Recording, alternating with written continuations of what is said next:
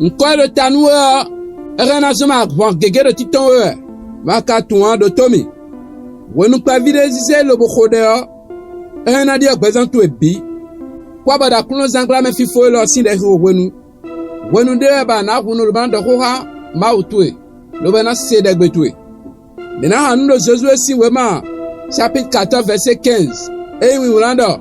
Et blonto kiliati abawe enoindai aba so avoru anakivile bi eneo Israel togun gboje bo so fun awandea tache mauche wenu onsulo gan holo banadie nko che gbegbele sin tanu mi lo banana mi nko yoyo devo lo Jesus Christ sin nko hono me mi kodade ami ando gbesin gbezantie ma ndebu dedo gbezantie gblewe ngbaye sin gbezantie ma egbero Jesus sin koma ami niko debu deda wa don gbezantie ma akuno ngbe nko na sin ta egbe Jesus sin koma ami ma wu ronglano de wu ganu bie wa fo wan lo tache me ruwa na mi dudeji le Jesus Christ sin koma ami si eblon si vosa pe adia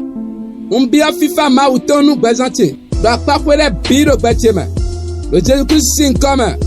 Ami. Po inko yoyo tanu mi dion po akunoche.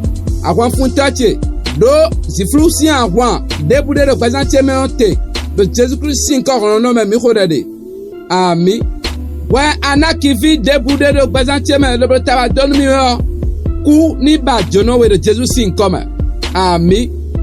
Da ya akpoma mi ne ho ya mo gbedi de we ande gbedo gbezanto eji e ba si mo sansan dion ndegbe lo bada besi dion fifa mauton ni bajono we lo gbeto me nu gboje ni tue da pape la biro Jesus Christ sin ko hono no me ami no adinu do de lo na dia gbezami ton abone wade nu siano lo bana mo de ire vole rando commentaire me nouvelle identité do ma ko dia nko nu be nko devo jeta nu be sidi fifa akuno toni kwedowe no akuno zangla me fifo lo ani no wa jijeme le Jesus sin koma amen.